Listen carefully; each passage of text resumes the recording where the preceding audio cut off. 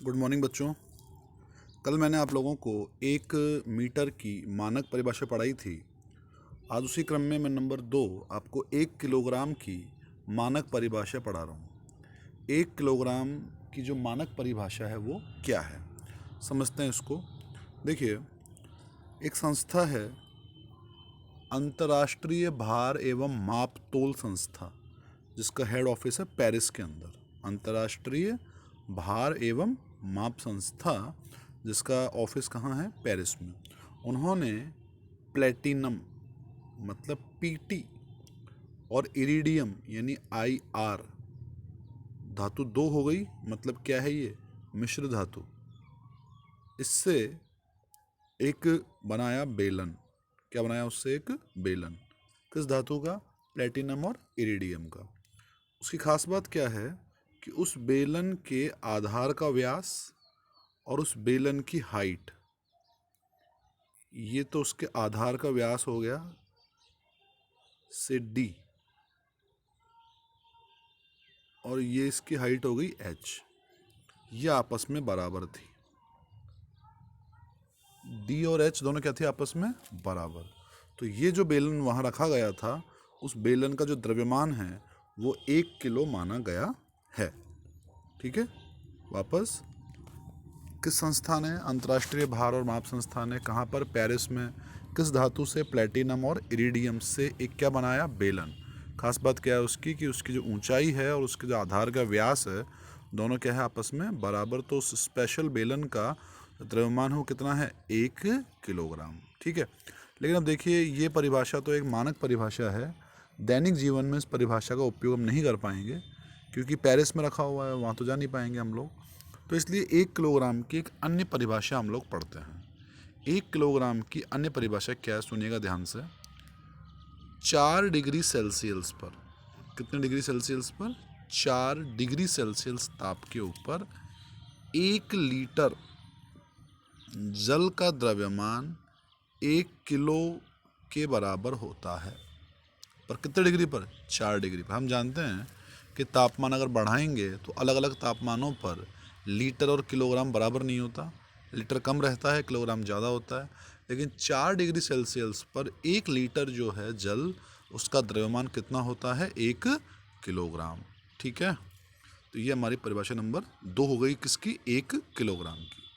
अब हम बात करते हैं नंबर 3, 1 सेकंड की मानक परिभाषा। 1 सेकंड की मानक परिभाषा क्या है? सुनिएगा ध्यान से एक बार। देखो, 1 सेकंड को यद्यपि हम बहुत कम समय मानते हैं, लेकिन ध्यान से सुनिएगा, इस 1 सेकंड में जो सीजियम परमाणु है, CS परमाणु, वो वाइब्रेट करता है, कंपन करता है। कितनी बार? तो ये संख्या याद रखिए आप।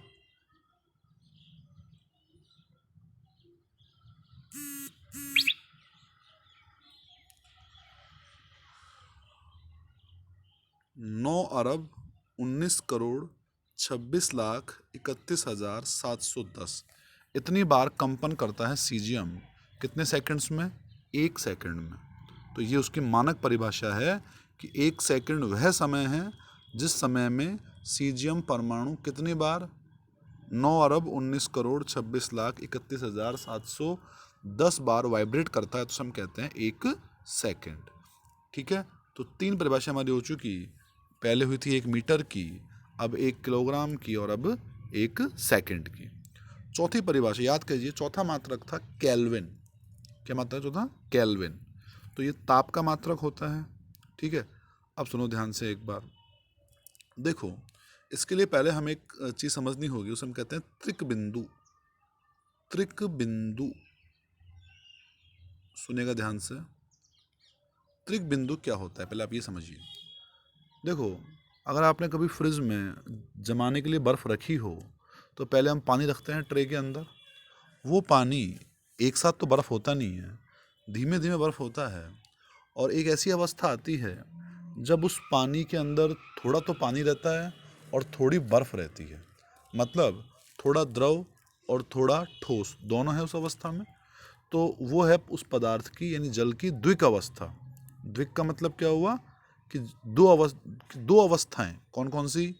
बर्फ यानी कि ठोस और जल यानी कि लिक्विड, द्रव, दो अवस्थाएं एक साथ उपस्थित हो गई तो उसे हम कहते हैं द्विक बिंदु। क्या बोलते हैं उसे? द्विक बिंदु। तो त्रिक बिंदु क्या होगा?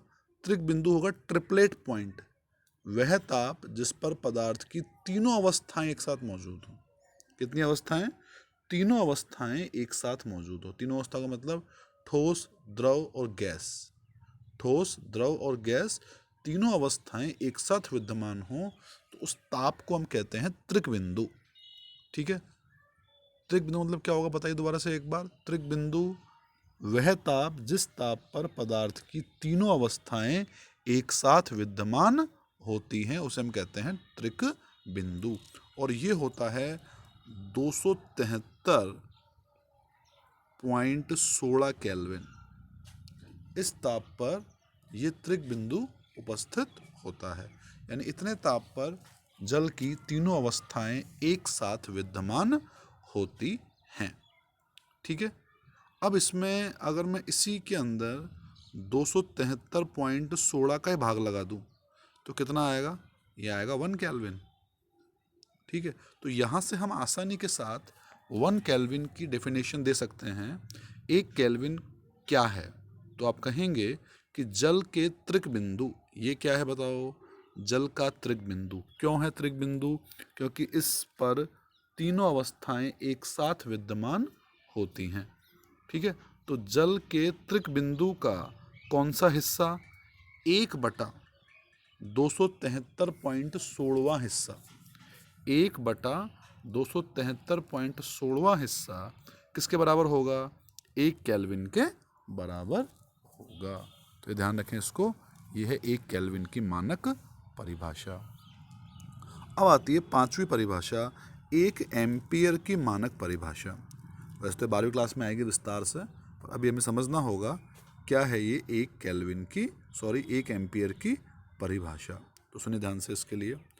देखो, सपोज करो ये 2 वायर हैं, 2 पतले वायर हैं, सीधे वायर हैं, लंबे वायर हैं और एक दूसरे कैसे हैं? समांतर। ठीक है, और ये 1 मीटर की दूरी पर रखे हैं एक दूसरे से। 2 वायर हैं, सीधे, लंबे, समांतर, जो एक दूसरे से कितने मीटर दूरी पर? 1 मीटर की दूरी पर रखे हैं। ठीक है, अब सुनो, क्लास 10th में आपने पढ़ा होगा कि जब किसी तार में हम धारा प्रवाहित करते हैं तो उसके चारों ओर चुंबकीय बल उत्पन्न होता है। क्या उत्पन्न होता है? चुंबकीय बल।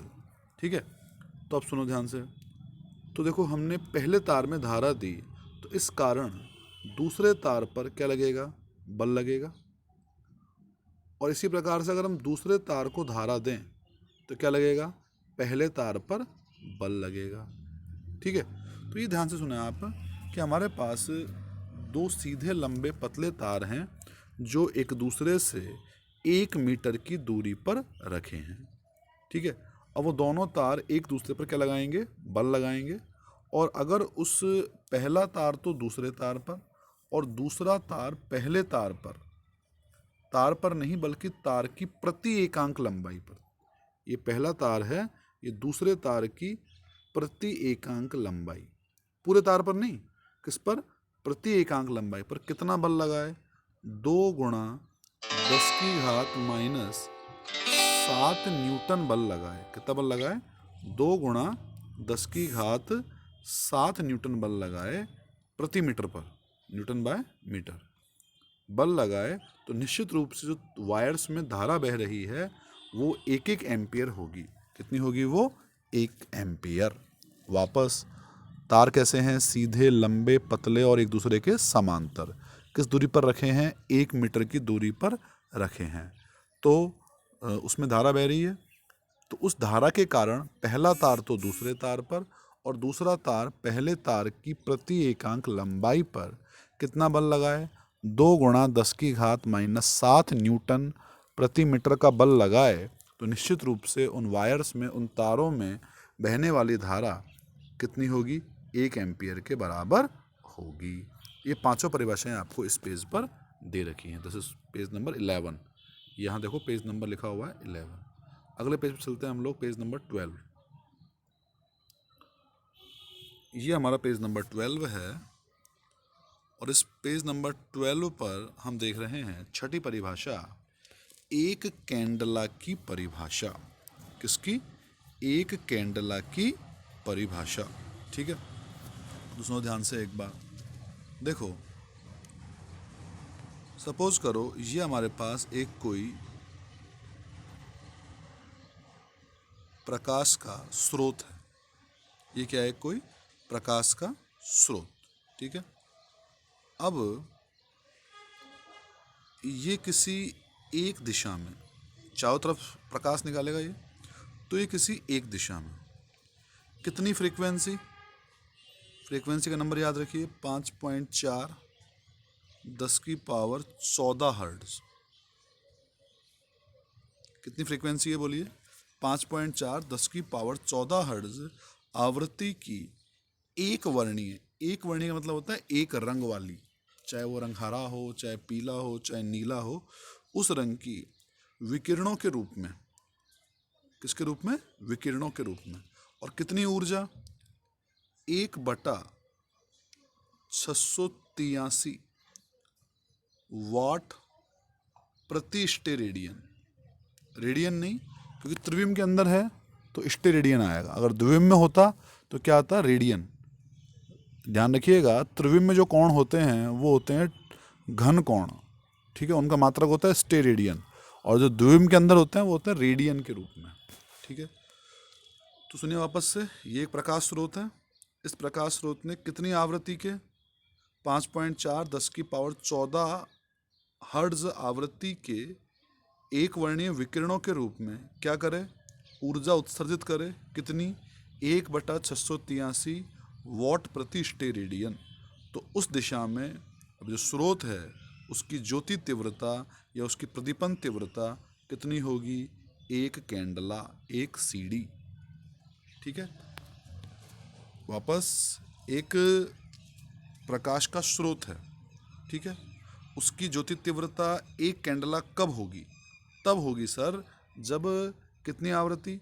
5.4 10⁻14 हर्ट्ज आवृत्ति की विकिरणों के रूप में क्या करे? वो ऊर्जा का उत्सर्जन करे। और कितनी ऊर्जा का? 1/683 वाट प्रति स्टेरेडियन का। तो डेफिनेटली उस स्रोत की जो ज्योति तीव्रता है वो कितनी होगी? 1 कैंडला। ठीक है, अगली और अंतिम परिभाषा होगी इसी कड़ी में। ये है परिभाषा नंबर हमारी 7, एक मोल की मानक परिभाषा। ये आप केमिस्ट्री में पढ़ेंगे, तो अभी हमें यहाँ पढ़ना होगा कि क्या है ये। तो सुनिएगा ध्यान से। देखो, किसी पदार्थ का हमें 1 मोल लेना है। क्या लेना है उस पदार्थ का? 1 मोल। ठीक है, तो याद रखें, कार्बन के 12 ग्राम में, कितने ग्राम में? 12 ग्राम में जितने कार्बन परमाणुओं की संख्या होगी, जितने कार्बन परमाणुओं की संख्या होगी,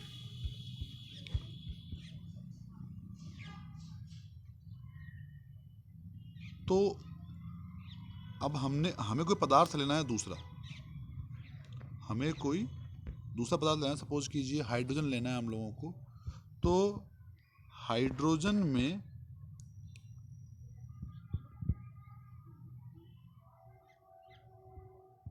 भी अवयवों की संख्या या परमाणु संख्या उतनी होनी चाहिए जितनी कार्बन के 12 ग्राम में है।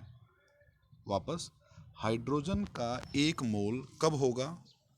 कि कार्बन के 12 ग्राम में जितनी परमाणुओं की संख्या है, तो हाइड्रोजन में भी परमाणुओं की संख्या उतनी ही हो, इतनी उसको मात्रा में ले, तो वो क्या हो जाएगा?